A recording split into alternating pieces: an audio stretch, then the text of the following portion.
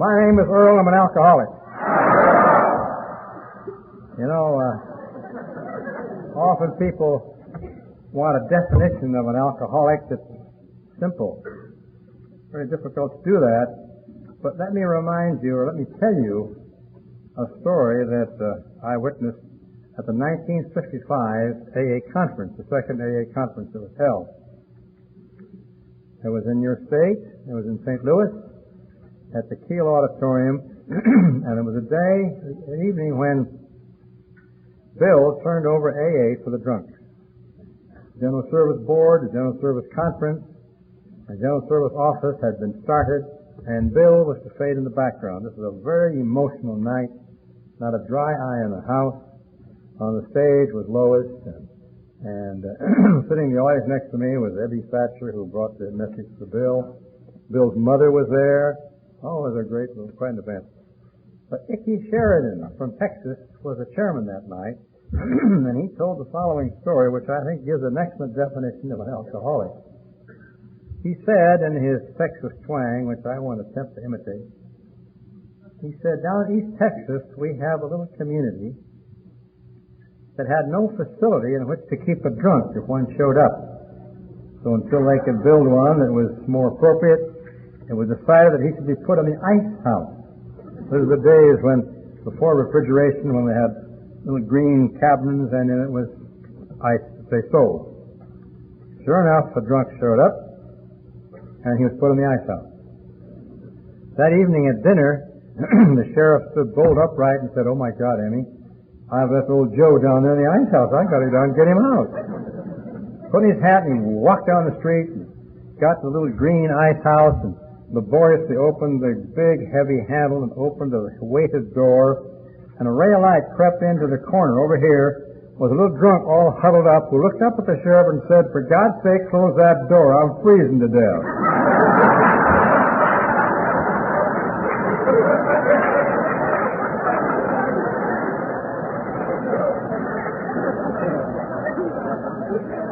Now that's an alcoholic.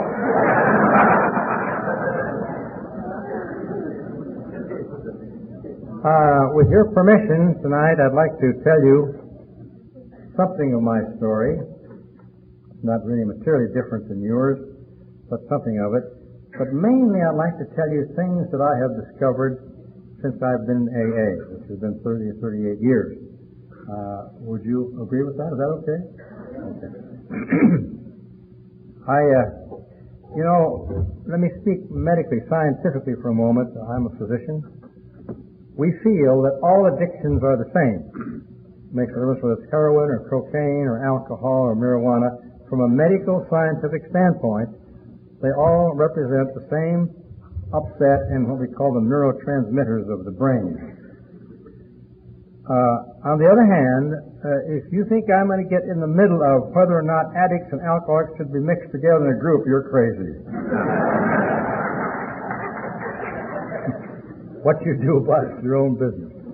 But I can say that from a medical and scientific standpoint, all the addictions are absolutely the same. Little unique differences. Well, that's beside the point. We feel these days, I'm not going to be scientific, but just for a second. We feel these days that addiction is predominantly, maybe not totally, but predominantly a genetically inherited susceptibility. We used to feel that alcoholism, even the big book says something like this, that alcoholism is a psychological disease. We used to talk about the alcoholic personality. We now know that's nothing. We know that that's not true. We know that the vast majority of alcoholics do not have any more emotional problems, whether or not drinking that is, than do non-alcoholics. So that in general, maybe not totally, maybe not all of it, it's predominantly genetically inherited susceptibility.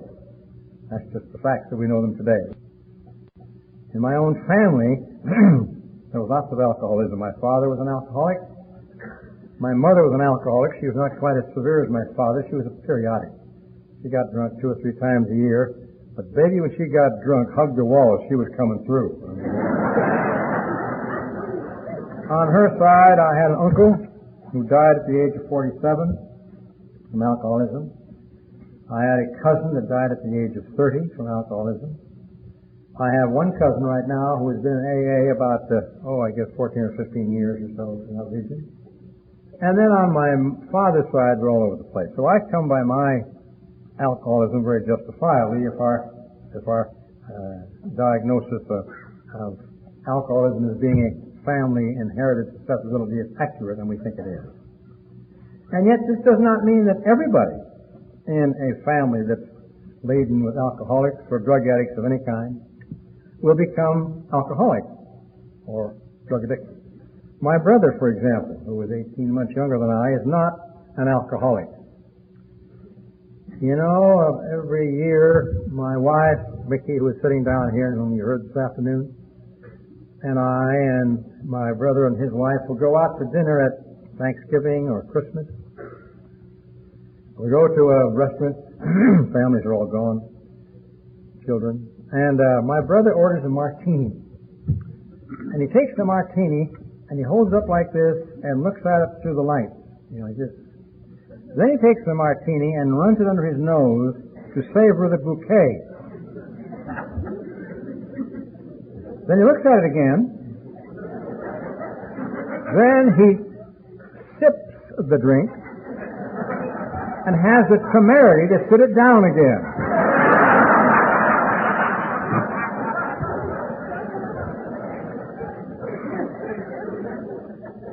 In my drinking days, in my early sobriety, it's not true now, this just drove me crazy. I would think to myself, why in God's name don't you knock that thing off? You see, the joke's on me. He knows how to enjoy a single drink. This is totally foreign to me. I don't understand this. I have had a single drink in my life, but it was miserable. I don't understand the beauty of that, but my brother does. You see, the one thing we know about booze is how to drink booze badly. We're slobs, you see. But my brother knows how to do it. That makes us who we are, and that's why we separate from the goat from the sheep. I'm not sure which one's the goat and who's the sheep, but that's I'll be 80 in August, and I was alive during the Prohibition years. My wife will be 60 in August. Of course, she's older than I am, you know. We're going to have a 60-80 birthday party on August 11th. My birthday is August 3rd.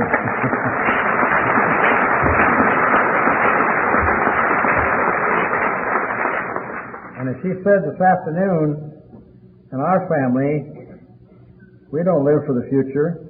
Hell, there may not be any future. So everything we do is for this one single day. We wake up each morning and think, here we are together again. So it's wonderful. Let me tell you about the first drink I ever had. In general, my alcoholism was different from some others. We're all fundamentally the same, but some different. For example, I never lost a thing, materially speaking. In my day, when I came into AA, which was 1953, there were, great loss of fortunes, money, jobs, family, and so forth. None of this happened to me. I was never in jail. How I avoided this, I don't know, because I never was arrested for drunken driving. How I avoided that, I don't know either, but I did. I made more money the last year of my drinking than I ever made before in my whole life. More than I made since, too. I love the taste of alcohol. If I spill it on my fingers, I like to lick my fingers and get the taste.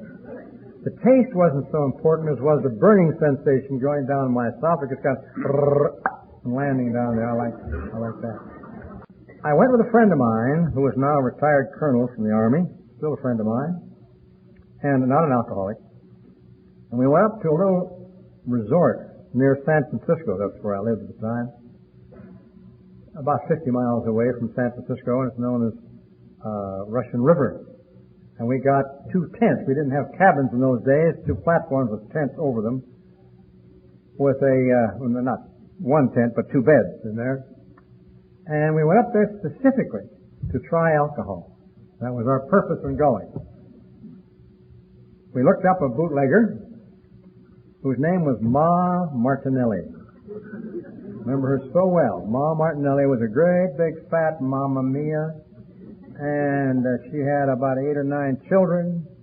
And later on, by the way, when the 18th Amendment was repealed in 1932, she started a winery and still sells Martinelli wine out there, and Martinelli apple juice. That's old Ma Martinelli. But on these days, she was a bootlegger. We bought 4 quarts of red wine. A little paler than the wine we have today, and may not have been as strong as we have today, but that's what we got. We then went back to our cabin, and my friend Art sat on his bed, and I sat on mine. We both unplugged our quarts, like that, and started to sample the liquid. Put the bottle on my lips and had several slugs, and I thought, God, this is wonderful stuff. Where has it been? How come I haven't tried this before? So my attention turned to the bottle, and I finished it without paying attention to Art or anybody else. When I finished my quart, I looked up, and here was Art sitting on the side of his bed with his eyes wide open, staring out into space. I thought he had died. And I was frightened to death, and I said to him, Art! With that, I jiggled the air enough so he plopped over on his bed, and I went over to see him. I was sure he was dead now. And I could see he was drunk. I'd seen this many times in my own home. So wearily, I covered him with a blanket. And then I thought to myself, what will I do? What will I do? I was a little frightened. By this time, I was a little bit gassed. And what did I do? I was underage. I was only 15. And I remember I went out and walked. It was nighttime, of course. I walked between the tents. There were several rows of tents. I looked up at the sky, and maybe it was kind of something of anticipation of the future. I noticed I became aware of the beautiful, beautiful sky and the stars, and it kind of got to me. Well, I went back into the cabin, and I sat down on my bed, and I didn't know what to do. And suddenly I spied the other 2 bottles of wine. And I finished both of them. Now that's 3 quarts of wine for a kid of 15. Now maybe it wasn't as strong as we have today, but I don't know. That's enough to kill most people. But alcoholics frequently, not always, are born with a high built-in tolerance. The hollow leg of the alcoholic is quite accurate. True of the other drugs as well. Well, I passed out and I awakened the next morning on the floor with vomit all over me and my clothes. I was still dressed. And I just felt terrible. I felt guilty. I felt awful. And I never liked wine much after that. For the rest of my drinking career, that's the way I drank. Heavily when I drank. In high school, still prohibition. I didn't drink except when I could get it. But when I did drink, I drank large amounts. In the university, the same way. I worked hard in the university and was doing work at night to put myself through school. And when I drank large amounts. Medical school, the same way. Didn't interfere with my studies, but when I drank, large amounts. In 1939, a miraculous thing happened. All of us as doctors received little boxes. They were made of metal, and in them were all kinds of samples of drugs. There'd be a box of Seconal, Nembutal, Tuinol, and Benzedrine. Now, I tried them all. After all, I wasn't going to prescribe these without trying them once, you know. I tried Benzedrine and went right up through the ceiling. I love getting high. Many alcoholics say they get drunk when they're angry. I didn't. I went out fighting somebody then. Boy, they got drunk when they were depressed. I didn't. I just shrugged it off. Or they got drunk when somebody didn't like them. I didn't give a damn who liked me. It's all right. But I like to be high. I like to dream great dreams. And I'll tell you about the last day of my drinking in a moment, but let me just jump ahead for a second. My sobriety came to me in a similar way as did Bill. And Bill and I became very close friends. Not many people gained sobriety the way he did and the way I did. And let me describe it to you. I won't go into all the stuff I did, and the shakes and the sweats. And I had a very fine partner. I never endangered the patient. When I was in trouble, I left, went out for several days, and my partner carried on. When I came back, then I was all right. I was never in my office drunk, never in the hospital drunk. But when I left the city, boy, I tried one on. Well, I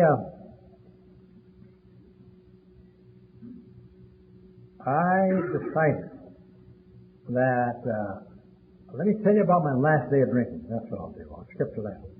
My last day of drinking was in June of 1953. So my 38 days are not quite here, but the 38 years, but they will be in a few days. I went to a restaurant known as Sam's Restaurant. It was near where I lived, near Mill Valley, in a little town known as Tiburon. And Sam and his wife were good two-fisted drinkers.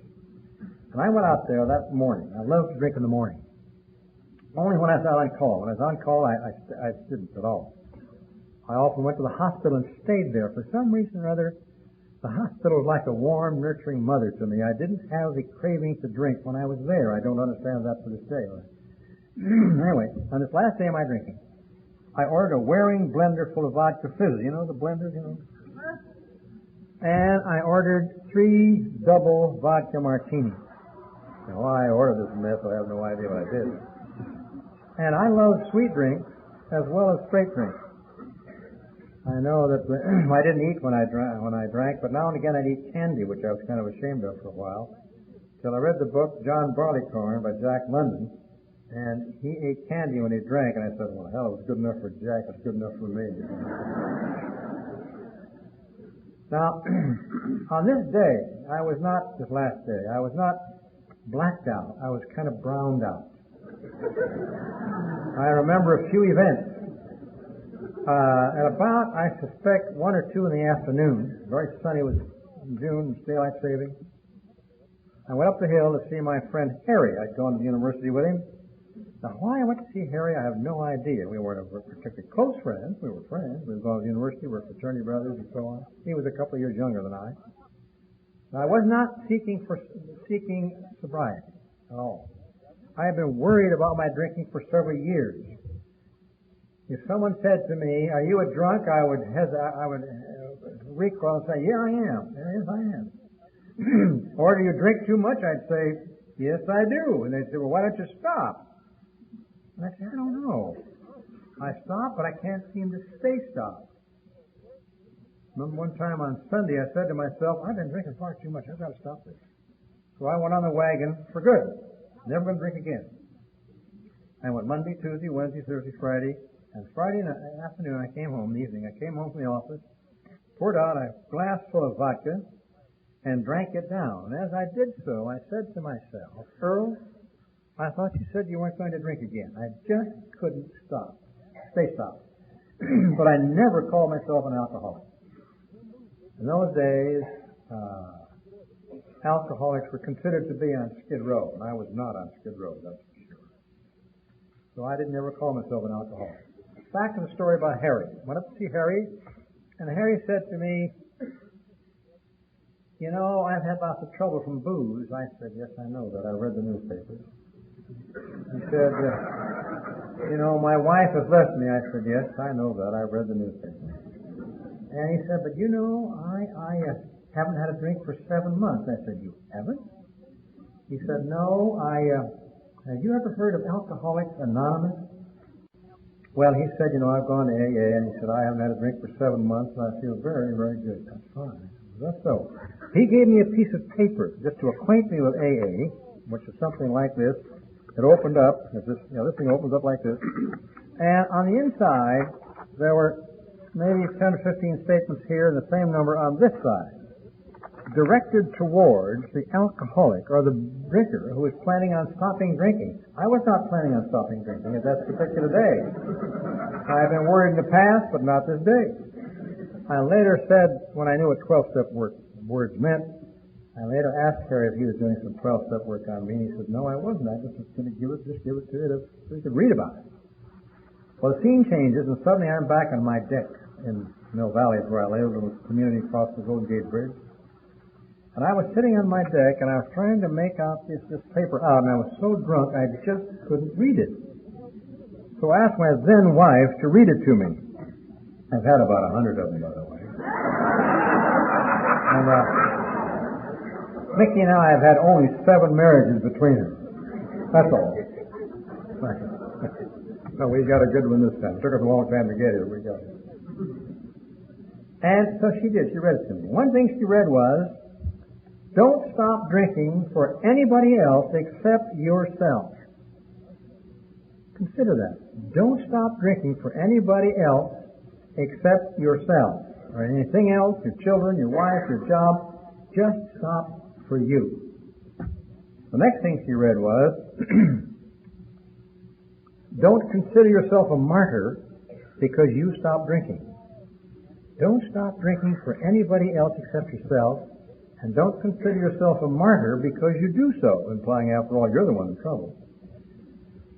What the other statement said, I've forgotten now, and these 2 statements made a very deep impact on me. I have no idea to this day why. It was like somebody had taken a wet beer towel and just popped me in the mouth with it. It just shook me, and I broke down and cried. Well, you know, crying was kind of par for the course in those days. I didn't know it then, but certainly know it now. That emotional instability, while it's not the cause of alcoholism, it's the result of drinking. It's the reverse, we now know. I was kind of emotionally unstable. I would drive along in my car. In those days, Bing Crosby was very popular. And I'd hear Bing sing a number, and I'd start to cry. And I'd look up in the beautiful California sky, not any beautiful than is here, but beautiful, and I'd cry. I'd look up, I'd see a cloud, and I'd cry. I'd look up and not see a cloud, I'd cry.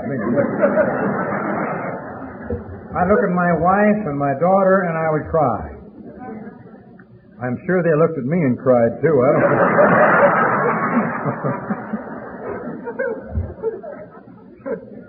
Well, my wife patted me on the back and said, you'll be all right, and she disappeared in the house. And I sat there, and I never had felt so depressed. I never felt so down. Now, I'm kind of an up person. I have my down days, as does everybody. But I'm kind of an up person, and I just felt deeply, deeply depressed. I was as something had just broken inside of me. I don't know what it was. It had nothing to do with drinking that I knew about, but I just felt down. I sat there in this deep gloom for, it seemed to me like a long time. It had just been a few minutes, I don't know. By this time, it was the afternoon of this beautiful June day, and it was time to go up and build the barbecue fire. I had to go up about 15 steps to a very large area, about the size of this platform here, and to build the barbecue fire. And I remember slashing up those stairs. I didn't have a banister to hold on to, and I was afraid I'd fall. I was unstable because I was so drunk. I got to the top stair, and I looked at my glass, and I had about one finger left in the bottom. I thought, now, if I'm going to build that fire up there, that's not enough. That'll never do. I better turn around, go down the stairs, onto the deck, into the kitchen, make a tall drink, and bring it back up there with me. So I turned around to do just that. I really don't have the words to describe it. I don't understand it. But let me describe the best I can. As I turned around, it was as though an explosion occurred inside of me. It just ripped me apart. Didn't really, but I felt like it. I felt pain in every cell of my body. Now, what that meant, I don't know. I have no idea to this day why it happened, but it did. Just with a tremendous amount of pain. And then I heard the words, "This is your last drink." I was kind of shocked by this. I looked at my little glass with this one finger, and I poured it out. I'd already had my last drink. And I felt just as relieved. I can't tell you how much I felt relieved. I had been seeing a psychiatrist because of some emotional problems, and I had never felt so relieved in my life as I did on this particular instance. And then a second remarkable thing happened to me. I suddenly became as clear as I am right this instant. Right this instant. Now, how you go from drunkenness, you can hardly slosh upstairs, to clarity, I have no idea, but I did. And then the words occurred to me for the first time, you are an alcoholic. That's your trouble. That's why you went to see that psychiatrist. You call you drunk, but you are an alcoholic. Well, I couldn't believe this. As it occurred to me, I felt an enormous swelling and release inside of my heart and chest. And believe it or not, the craving to take another drink disappeared from me at that instant and has not returned once in 38 years. Now,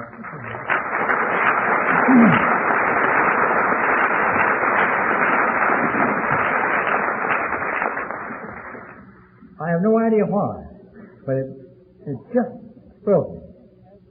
Well, I guess I went up and went to bed then, I'd forgotten, and I awakened the next afternoon, went up to see Harry, and I said, Harry, I've got to go to that AA of yours, I'm in trouble. He said, I thought you were pretty drunk yesterday. So I went to a meeting. In Marin County, we now have maybe 200 AA meetings. In those days, we only had 3. Now, I went to this first meeting. Let me tell you about it. There was a table about the size of maybe a third of this table here. And at the far end sat a very wonderful guy named Clark Billingsley. He's now dead. I can use his last name. He was the community butcher. At this end of the table sat a little, only 5 feet tall, bald, irritable little guy who just hated God. He was a carpenter. As a matter of fact, tell you about Shorty. Shorty never caught into the idea of God. He hated God. He said, there's nothing stronger in this world than I am. He wasn't right. Except booze. And booze became his higher power. And the day he died, he passed 47 years of total sobriety with only a higher power that was inside the booze bottle. That's all. Nothing else. So when you worry about a higher power, pick out take Shorty. Well, he was at this end. The carpenter, the butcher over there. On this side of the table was a guy named Vern Weir, now dead, who was the community baker. And on this side, where John is sitting, with my friend Harry, who was kind of a half-baked inventor, and myself. Well, I want you to know that the doctor looked at these people and said, what am I doing here with a butcher? If anybody here's a butcher or carpenter, please don't be upset. Right? But a butcher, I, with a carpenter, and a baker, and a half-baked mechanic? What am I doing here? So in my egocentricity, I grew about 2 feet. And I said to Clark, may I be excused? And Clark was a master clinician. He said, by all means, doctor. I walked outside the Wesley Hall, and I stood under the linden tree, and I took counsel with myself.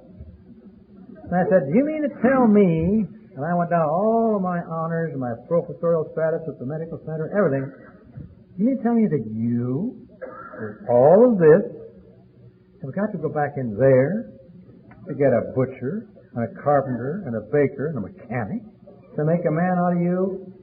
And then I paused and listened. Soon the words came to me, you bet your life you do. I went in there, and let me tell you that never has a doctor been so grateful to a butcher, a carpenter, a baker, and a mechanic as this one. These guys were absolutely masters at knowing how to handle me. They would just know when to talk to me, when not to talk to me, how gentle to be, how firm to be, and they were just wonderful, and they got me into their spell. I turned on to AA like a Christmas tree. I still am, you know. But I got that Christmas tree, I just became overwhelmed by what AA had to say. It was a new finding to me. It was just a beautiful thing, and these guys knew just exactly what to say to me. Well, I was invited to join a second group, which I thought was an AA group because, as far as I knew, only AA people attended. They had a tricky name, known as, it was taken after a man's name, Sharman, who wrote a book entitled Jesus as Teacher. Not the so-called divinity, but his teachings. And this group was founded on Jesus' teachings. And I was invited to go, so I went. Well, this was kind of a one-upsmanship group where, you know, someone would come in with very arched eyebrows and say, have you read what's on page 92 of such and such a book? We said, my God, we haven't read that, no. We go home, we got the idea this guy was one-upping us. So we come back and say, no, have you read what's on page 203 of such and such a book? And back and forth we went, and you know, it was just a real competition back and forth.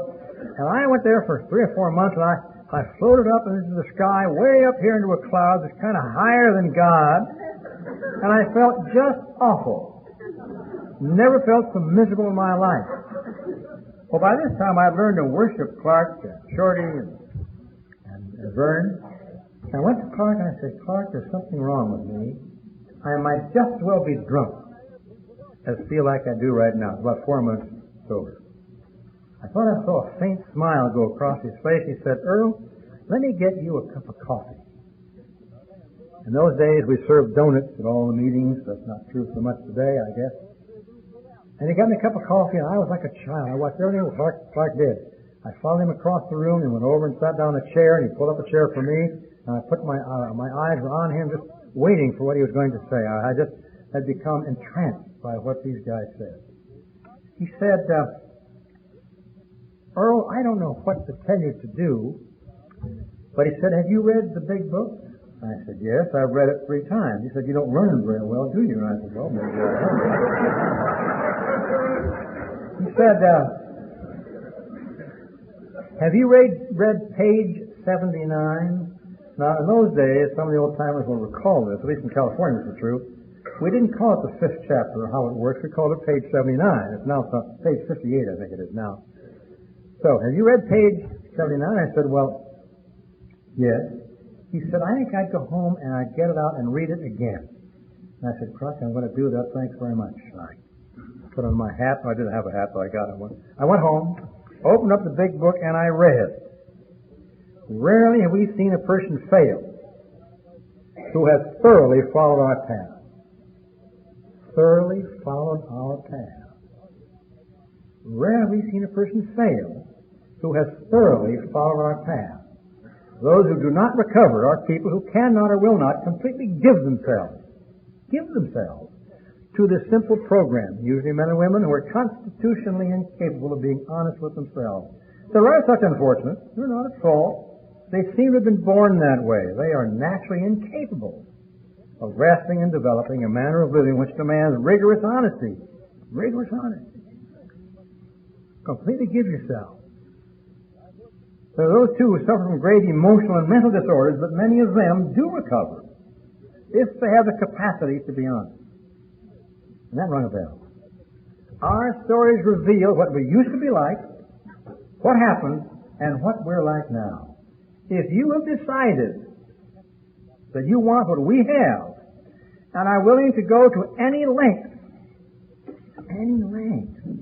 to get it, then you're ready to take certain steps. At some of these, we balked. We thought we could find an easier, softer way, but we could not. With all the earnestness at our command, we beg of you to be fearless and thorough from the very start. We deal with alcohol, cunning, baffling, power. And without help, it's too much for it. But there is one who has all power. That one is God. May you find him now. Half measures avail us nothing. It didn't say half measures avail us half. Or half measures avail us 90%. It said clearly and succinctly, half measures avail us nothing. We stood at the turning point. We asked his protection and care with complete abandon. Complete abandon. Giving yourself thoroughly. Go to any length. Rang through my thick skull for I guessed the first time. And I suppose in a deep sense it was on that fateful evening when I was 4 months sober that I really started to get a crack into AA and what it was about. And that's been widening ever since. Well, I didn't continue on with the other group. I stayed with the AA group and did lots of stuff.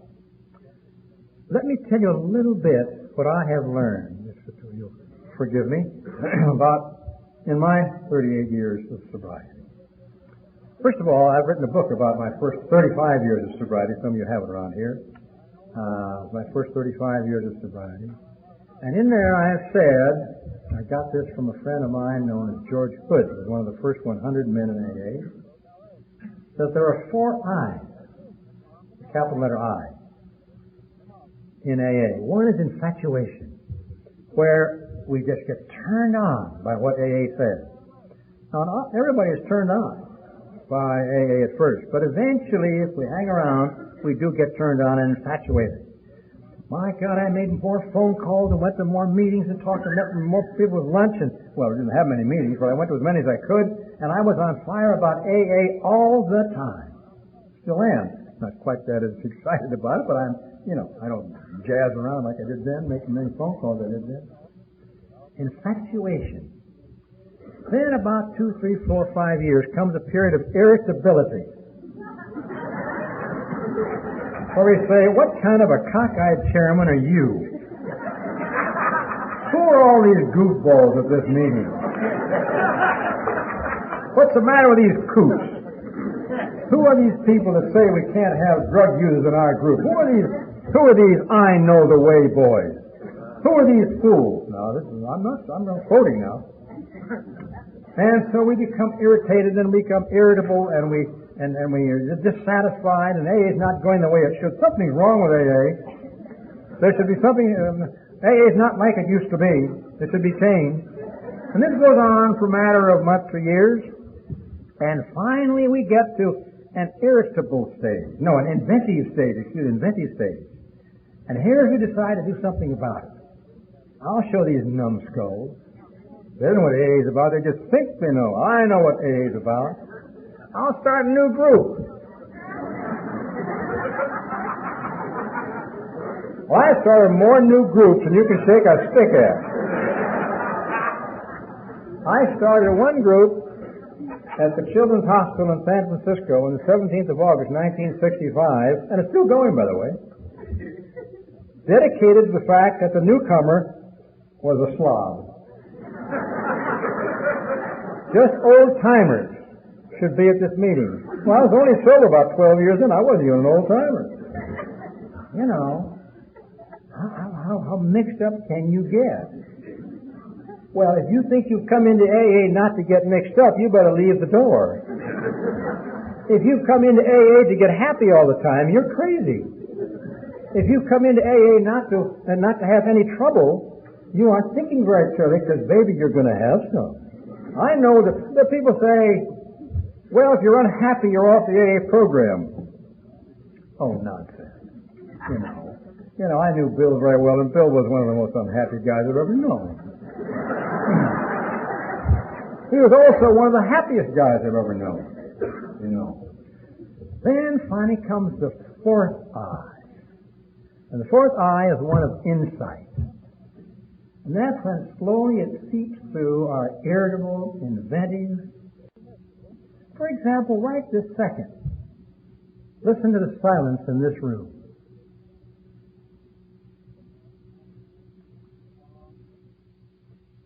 You see, baby, you see, loved one, we're together. That's what it's about. It slowly happens. Then we go back and forth from infatuation to irritability to inventiveness to insight. They fall back and forth with one another. Now, maybe it doesn't happen just like this in your life, but it didn't mind. Let me tell you about some of the events that occurred in my life along these lines. I was, sober about, I don't know, maybe it was 1 year, maybe it was 2 years. I operated every morning, and I got up early to operate. Maybe it was up at 5 o'clock, 4:30, because I had to be at the operating table at 7. And one morning, I was up at the same barbecue pit where I got sober, by the way. I was standing there, and suddenly I started to cry very softly. Started to cry. I didn't know why. And so, weeping, I easily weep, particularly these days when I'm such an old coot, On the other hand, I was weeping. I didn't know why. I went over and sat down. Now, whenever I'm in trouble, I don't try to get rid of it. If I'm jealous, I don't try to get rid of it. If I'm envious, I don't try to get rid of it. If I'm angry, I don't try to get rid of it. If I'm resentful, I don't try to get rid of it. If I'm happy, I'm glad. If I'm joyful, I'm glad. What I do is to hang with each emotional symptom I have, not to wallow in it, that's nothing, but to understand it. I am obsessed with understanding myself. All the great religions, all the great writers, all the great spiritual leaders have said one thing: know thyself. They have said, know the truth, and it shall set you free. It doesn't say know the truth and you'll set yourself free. Know the truth, you'll set you free. Well, there I was up there, barbecued, crying, and I suddenly realized that I had never had a home. I'd never had a home. No matter where I was, I felt, well, this is okay, but I should be someplace else. I should be someplace else.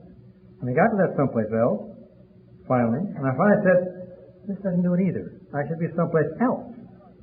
And so I was going to else's all over the place, like this, you know. Then I realized that it was absurd. The only home I could ever have was inside of me. The only home I could ever have was inside of me. It was very clear to me then that I had really been home all of my life. I've never been lonely since that day. As I stand here before you, I'm at home. I stand here before you, I am not lonely. I stand here before you, I am at my own home. And I carry this with me no matter where I am. I've been around the world 7 times. I'll tell you a little bit about that in a few minutes. Always at home. Then when I was about, 4 or 5 years sober, I had become entranced.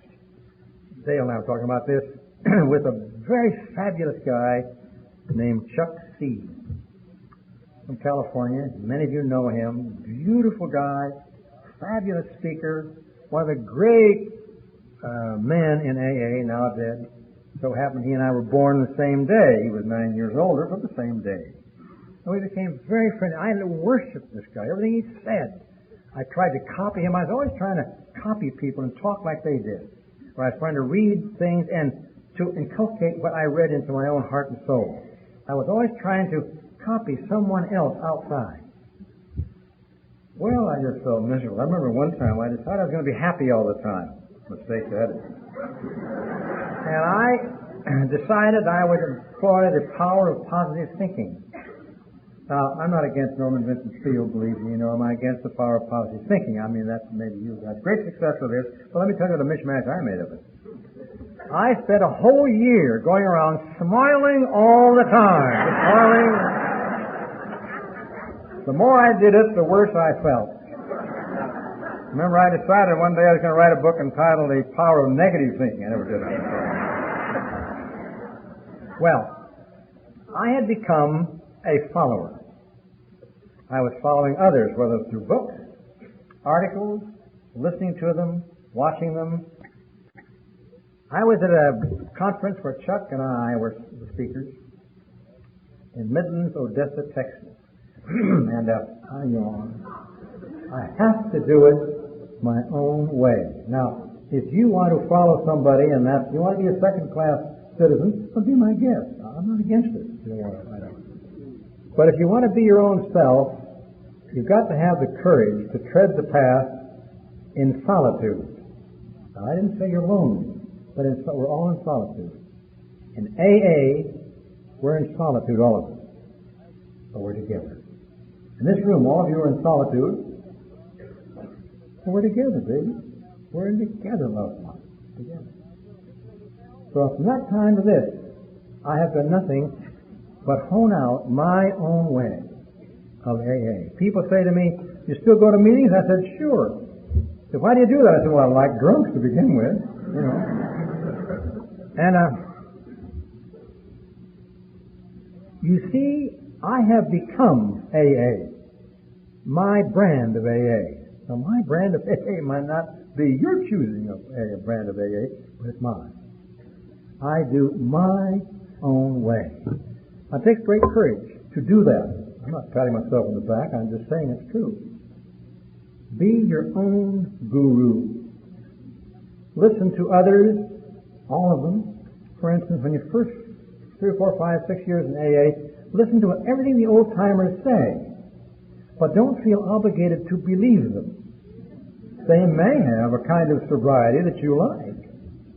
It may be they have a kind of sobriety that you will not like. It's up to you to choose. And this is one of the paths, one of the ways to do AA. There's a very great pamphlet. If you haven't read it, get a hold of it. It's entitled A Member's Eye View of AA, where it happens to say what I'm saying to you tonight. And I'm not saying this is the way to do it. This is just the way I happen to have done it, and perhaps you will like to do it your own way. Then there are I got approached. I'm the faculty of the University of California Medical Center in San Francisco. I got approached by the Medical College of Georgia to accept a professorship there in my surgical specialty with one provision, and that is I would go to Saigon. This is when the war was going on. I wasn't out there as a soldier at all. I was out there as a professor from the Medical College of Georgia and went on leave from the University of California. And the State Department, through the AMA, paid the Medical College of Georgia, and the salary came to me to go out there to teach the Vietnamese. There are other specialists sent out by other medical schools, but this was ours, to teach them how to do my surgical specialty. Well, I made many trips to New York and spent lots of time with Bill and Lois and the rest of them there. And as I prepared to go to Saigon, I went to New York and spent several days with Bill up in Bedford Hills, Stepping Stone. And on the way to the airport, Bill took me there, and he said, "You know, Earl, I have been sober longer than anyone in our organization." Longer, much longer. And he said, "You know, we talk about serenity, and I don't have very much serenity." I said, "Bill, I don't have very much either." And I've been sober a long time by this time. Not as long as Bill, of course, but I've been sober very well. You know, it's in the late 60s, and I got sober in the early part of 1950. But this made a great impression on me to find serenity. Well, got to the airport, and I shook Bill's hand, hugged him, he hugged me, and he wished me well, and I wished him well. And I went on my way. He'd given me a big book long ago, and 12 by 12, all signed by him, and I took them along with me. And I was a subscriber to the Grapevine, which I still am, and I had this sent to me through an APO number in San Francisco. So I was doing all my AA things when I got out to Asia and to Saigon. So it happens I've been to AA meetings on every continent except Australia. I've been to AA meetings. Somebody asked me tonight. I think you were asking me tonight. I go to AA meetings where they didn't speak English. Sure I did. How do you know what they're saying? I can tell what they're saying. Well, the way they function, you know, the way they yelled and screamed. I got to yell and scream with them, you know. I went to AA meetings in Iran. Now, you go to AA meetings in Iran, you've done something. This is when it's shot. I had told a Khomeini that with the shot. And so I've been to AA meetings all over the world. They're all the same. Really fundamentally the same. I've been in Nepal and Singapore and Hong Kong and Israel and all over the place I've been to AA meetings, and they're just wonderful. They're just like ours here in a sense, with some unique. Finland, spent a long time in Finland and France and Italy and Germany and Spain, going to AA meetings, and they're wonderful. Well, I got out there and I got settled after about 4 or 5 weeks. And then Bill's remark came back to me. "I don't have much serenity," said Bill, our co-founder. And I didn't either. And I thought, well, I was going to AA meetings. We had 2 meetings in Saigon, or 1 meeting in Saigon. I was going over sometimes to Singapore to another meeting, could fly over there. And I decided maybe I knew a little bit about the religions, the Christian religion. Not much, but a little bit. I'm not an especially religious man in a sense, but I knew something about it. And I thought, while I'm out here, why don't I investigate the Eastern religions? So I did. I investigated Hinduism and Buddhism, Taoism, Hindu worship, Zen Buddhism, a whole bunch. I became kind of knowledgeable about them. And I went on a trek looking to seeing if these religions might not give me some serenity. I wrote Bill about this. That Bill, I'm going to do an Eastern trip on when I'm out here. I did this in rest and relaxation periods. I wasn't neglecting my work. I went to India, spent more time in India. I even dressed like an East Indian. You know, they had a dhoti. You know, dhoti's a skirt you wear around like this and pull it up between your legs. Dandy warm, like a diaper. You know, and I was walking around with a diaper on. You know, I was going to give it the whole trip. I stayed in several ashrams, which are like our communes over here. I stayed there. I was the only white face there, but they let me stay. Remember one time I was in a place on eastern India, and it was an ashram run by Ramana Maharshi, and I was there, and it got to be Diwali. And Diwali is like our Easter. It occurs, as I recall, sometime in November. And at Diwali, it's a time of renewal. They change their clothes, wash their bodies like we wear Easter bonnets. It's a time of renewal. That's what it's about. Well, they awakened us about 2 or 3 in the morning, 2 o'clock in the morning. It was very dark. Here, heard us in a big room about this size with large, big platforms with big pots of warm oil with fire underneath, and it was very colorful, you can imagine. The little guy up there was pouring out scoopfuls of warm water into buckets that we were given. We were to take these buckets and go into a little room, wash off all of our bodies. This is symbolic of washing off all the old year and putting on new dhotis. And we did. Then we were to walk around a mountain known as Arunachala. Arunachala means sun in Hindi. And we were walking around that. It's an 8-mile walk. All of them walked around in bare feet, but obviously I wore my shoes. And we walked around here and we were supposed to say, Rama, they have all kinds of gods out there, as you know. Rama, Rama, Rama. And if we did this appropriately, sometime on an 8-mile walk, Rama, it was said, would come up out of the mountain and wave at you. Well, I thought this was kind of nonsense, but I did it. Rama, Rama, Rama. You got the full treatment. So I did it. And I said Rama, Rama, Rama many, many times. About the 7th mile, I was so worn out that I think I saw Rama come up 2 or 3 times. Well, the Eastern religions are wonderful. The Western religions are wonderful. I don't mean to make fun of any of them. But I got more and more and more in emotional strain as I was doing this. You know, on rest and relaxation periods, I'd go and I'd sit into Hindu temples. As close as I could get to the lotus position. I never quite made it, you know. And I'd sit there and I'd meditate and say, oh, you know, Manapahasi, Manapapadneya, and Om. I did all this stuff. I think that might give me something to write. I told Bill I was doing all this. He thought he kind of liked the idea. You know, well, at the end of about 3 years, I was totally wiped out, emotionally speaking. I returned home. I think this time it was from Indonesia. Went to my apartment, opened the door and walked in and just kind of collapsed down on the floor. I was just emotionally beaten. And I suddenly said to myself, oh, the hell with serenity. I don't care if I ever get serenity. And you know what happened? There it was.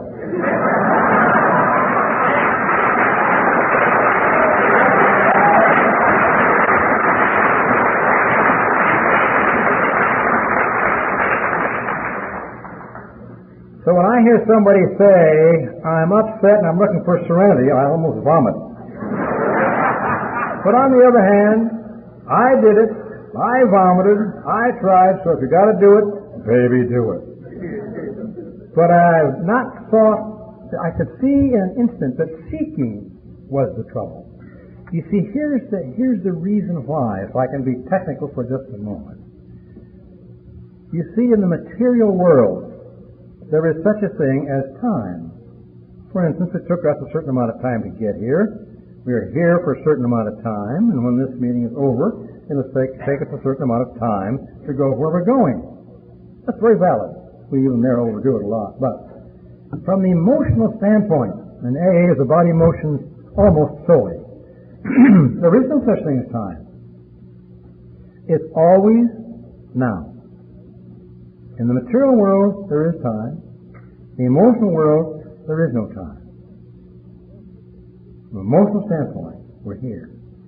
Seeking in the emotional sphere implies that if I do such and such, sometime, I don't know when, I'll get my result. It doesn't happen. The more you defy and resist what's going on inside of you each second, the worse you will feel. What you resist will persist.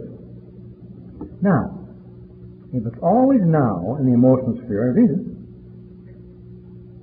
what time do you have to change your emotions? You're not allotted any time in which to change your emotions.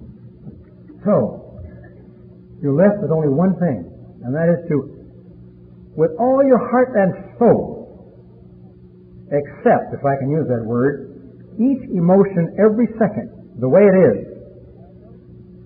And if we do, we set into machinery, into motion, or machinery is set into motion, you don't do it, set into motion, which brings about change. It has nothing to do with that. So all we've got to do is to accept our emotions, emotional states as they are, live our life fully and have a ball with no demand that it turn out one way or the other. Expectation's what kills us. I will do this so that mother will love me. You know, that mother may love you. And I'm not talking about a mother, I'm talking about a mother. All right? Because if you say, I'm going to, it's got to love me, and a person says to you suddenly, I love you. God, you just feel wonderful for about 30 seconds. And then all of a sudden it occurs to you, suppose he or she don't mean it. Suppose they don't mean it. And if they don't mean it, will it come back? And if it'll come back, when will it come back? We're back in the same old boat again. Same old stuff. So waiting for people to love you is nonsense. Now, we all like to have people like us. That's perfectly true. But to expect them to like us is a 100% total waste of time. And we are the greatest time wasters in the world, waiting for everyone to say, God, what a good person you are. For example, there's nothing wrong with anybody. Nothing wrong with you folks. Nothing wrong with me. Nothing wrong at all. You are simply who you are. I have a little feeling about the words defects of character. I don't really think, it's my bias, I don't think we have defects of character. I think we're simply in the stages of learning about living. At this stage we make certain mistakes and learn. At this stage we learn certain mistakes, but we don't make these other ones. And so we learn. I don't think we're any defects of character. We're different stages of learning. If you get that in your heart, you're going to feel just great. Well, we hear in AA a lot about surrender. Ever heard about surrender? All you have to do is surrender. The third step means surrender. Well, there's no way to surrender. Now, don't leave now, but hang on for a minute. There's no way to surrender. What's the entity that's going to do the surrendering, and what does that entity surrender? Well, the entity that does the surrendering is the ego. And that's the trouble anyway. There's no way to surrender. So forget it. Now, how can you take the third step? You can't. But it can occur when you least expect it. Let me put out a little playlet here and let's talk about this for a minute. This is so true of AA. Let's suppose I went to John with all my trouble. And suppose John, being an old-timer, listened to me, a youngster, with one idea in mind, only one idea, and that is to try to understand what I'm trying to tell him. Most of us listen to somebody talk, and we look them right in the eye, and we listen to them, we roll our hands, we listen to them intently. We aren't listening at all. We're saying inside of ourselves, Where in the hell did you get that crazy idea? Oh, what's the matter with you? Are you crazy? Are you nuts? But John's not doing that. He's listening with his heart and soul involved in attempting to understand what I'm trying to say. Well, this turns me on. I think, gee, I've been looking my whole life for somebody who will hear me, not advise me. John, I can get that anyplace. Not tell me what to do, not tell me what's right, not tell me what's wrong, just hear me. God, I get turned on like a Christmas tree. John says, wow, once again I've had the experience, like I'm having with Earl right now, that if I listen intently to what he's saying, only trying to understand what he's trying to tell me, it turns him on. He tells me more. And he gets turned on. And so he listens with more intensity. I tell him things with more intensity, and back and forth it goes. Now, when we start off, we may be at different emotional plateaus. John here and me down here. But as we talk, more and more, we're drawn to a point where finally our emotional stratas are identical. We're looking one another in the eye at the same, all of our emotions, our devotion, our interest, our energy are at the same place. At this point, there's no ego. There's only listening and understanding. I didn't have to surrender. It happened. I didn't have to take the third step. It happened.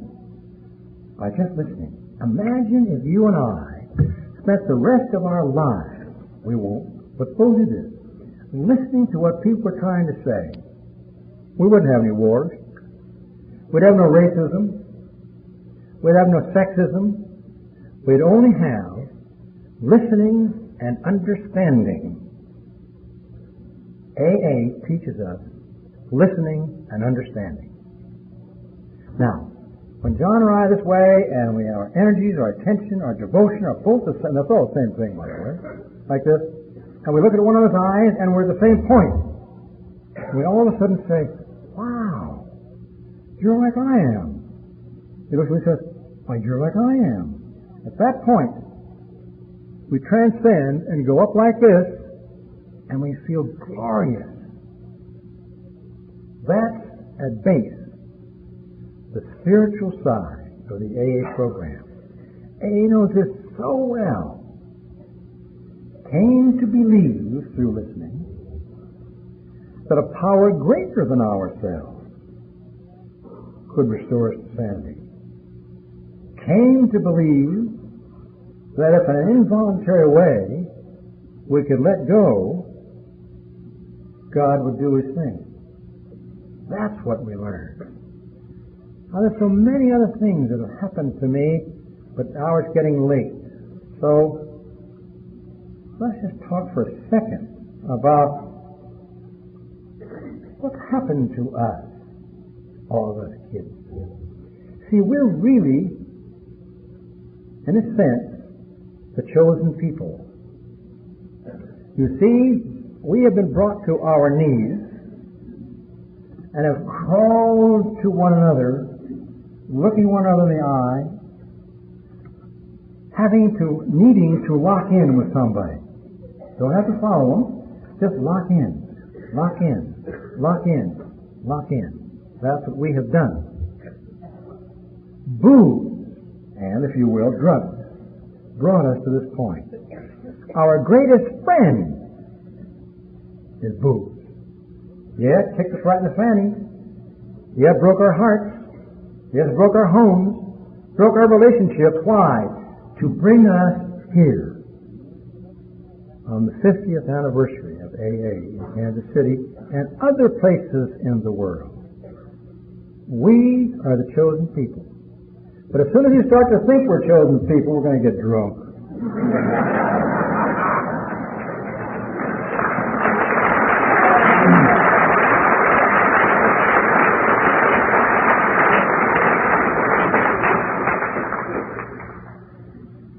So let those remarks kind of drop, but know that you have come home.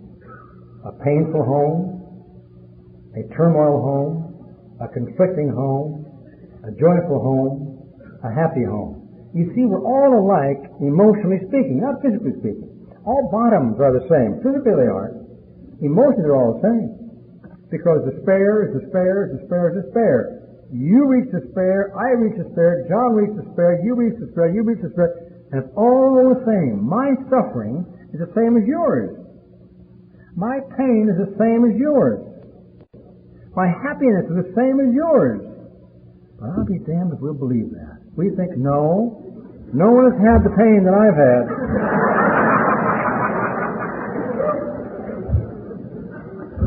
Baby, you're screwy. We all had the same amount.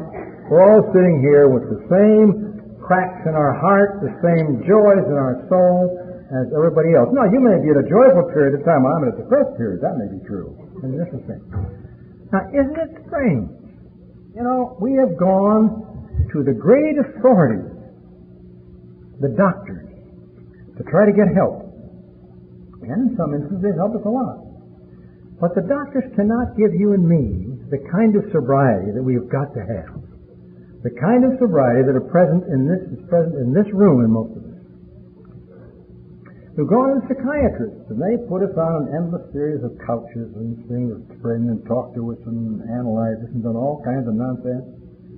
But even these great devoted men have not been able to give you and me the kind of sobriety that we must have. We've got to have. And we go to the clergy, the priests, the ministers, the rabbis, and they have devoted their lives to us.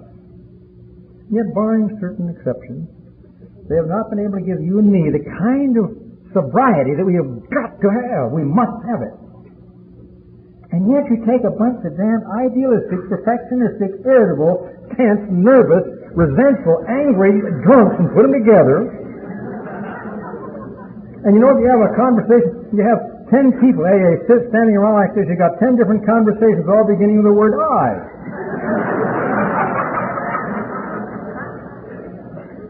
And yet, in spite of this, what seems like handicap, we stay sober. How come? Well, I suppose the doctors will say, well, what you coots have is a special brand of psychosomatic medicine. Almost makes me vomit to say it, but that's all right. Or the psychiatrist might say, what you have are benevolent interpersonal relations. Well, perhaps we do have, and we're glad to hear that. And I suppose the men of the cloth, the priests, the rabbis, the ministers would say, what you have, you lovely people, is esprit de corps. But to me, the reason we have what we have is the very essence of God. God bless you all.